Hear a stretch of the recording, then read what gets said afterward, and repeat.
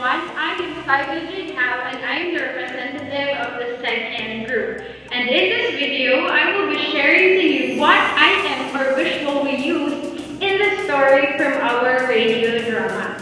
The visual that we use is the pop-up book. When we say pop-up book, it is a book that contains pages with three-dimensional illustrations or elements. So, this pop-up book contains elements just like painting, words, and drawings that will give interaction and engagement to the readers. So, let's start opening this book and let us explore what's inside it. And heads up, I will be using the Cebuano language as I narrate the story. So I hope that you will watch this video till the end. So let's start.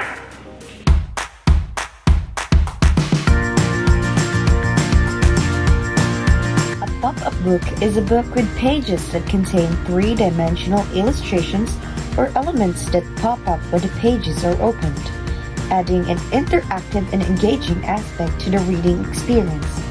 They're often used in children's books to make stories come to life in a tangible way. This is Group 2, and enjoy our pop-up book titled Hung Hung sa Balud.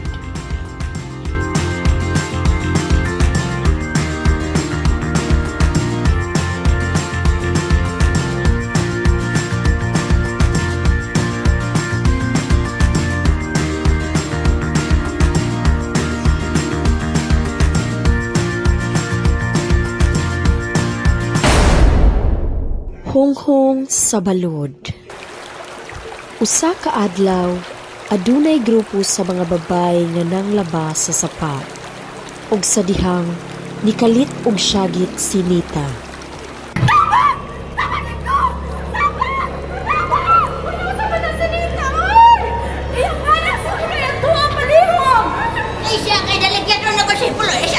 Si Puloy, si Nanay Sinta ug ang ilang mga silingan nagdali og adto sa sapa para tabangan si Nita. Puloy! Puloy! Mga sawa! Asawa! Unsay nahitabo ni Nita? Mga silinaan! Nita! Tutabangan sa sapa! Magsukoy! Kapitan ko! Si Puloy, si Nanay Sinta ug ang ilang mga silingan nagdali og adto sa sapa para tabangan si Nita.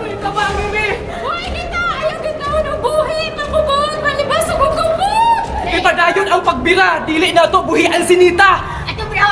Usya! Dua! Nagtinabangay sila og bira ni Nita para maluwas kini. Nagtinabangay sila hangtod sa nakabuhi si Nita sa Syokoy. Ay, salamat sa inyo! Salamat sa Diyos!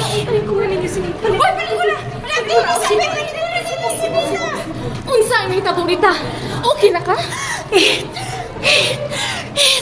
It's a prank! Mikatawa og kusog si Nita tungod kay nailad man sila kaniya. Saba ka diha Nita, pagtarong ba? Bitaw, ako na tong joke ang tanan, uy. Ayaw pag kumidya og inato Nita. Uy, tahinan ba ya diring dapita? Matud pa kang Nita, komedya lamang niya kini. Gisukod lamang niya kung tabangan bagid siya sa iyang mga kauban. Sunod Nita ha? Ayaw baya pag kumidyo og ingon ana, kay mabalaka kaayo ko nimo. Taod-taod ni Ana, nalangid na si Puloy nga mulakaw na siya kay magbutang pa sila og paon sa mga pukot og pasol. Si Nita usab, nagsaad nga andaman niya og lamian nga panihapon iyahang bana inig uli niini human managat. O sige dong, amping dito ha. Mihalok si Puloy kang Nita og milakaw kini pagkahuman. Kaswit, baya siya man nagtiayo. Aladay no, may pugkayo ka kay namin yung mapugkag usab. Aw hinuumpod ang inyong kaliwat, mga gwapahon mapod moong gwapa kay ka. Ay, salamat po ikaw sa Ginoo kay bisag idara na ta kusog yapon ta musikan. Kasi awa gid mo day. Uy, lain ko'y ato Nita. Unsa mo gid hitabo sa imong una nga bana? Ay baya, nalumusin taon to sa sapa. Sa sabaw di ay. Sige na ko yung mga laban ata kay hapit na magabi eh. Wala kong hinaloman di ay sus, Ginoo. Nagpadayon sila sa paglaba diha sa sapa ug padayon pud ang ilang panagtabi samtang nagkalingaw og kuskus sa ilang mga nilabhan. Uy, wala man jud ko gibitan sa Shockway, pero ako lamang tong gibuhat kay mao daw to ang nahitabo sa una sa dirig lugara. Matud pa sa akong lula. Nakuratan ug nahadlok ang tanan sa ilang pagkahibalo nga ang kadtong Shokoy sa una nga nadakpan og gipatay sa mga mangingisda kay adunay asawa nga tawo ug nagkaanak sila og Shokoy. Na, tinuod gid ka nga naa daw Shockway jud diri sa sapa. Na, kahadlok na aron we. Ngikit na, mamauli na ta. Ug manang na ko giwaso ng atong mga labhunon.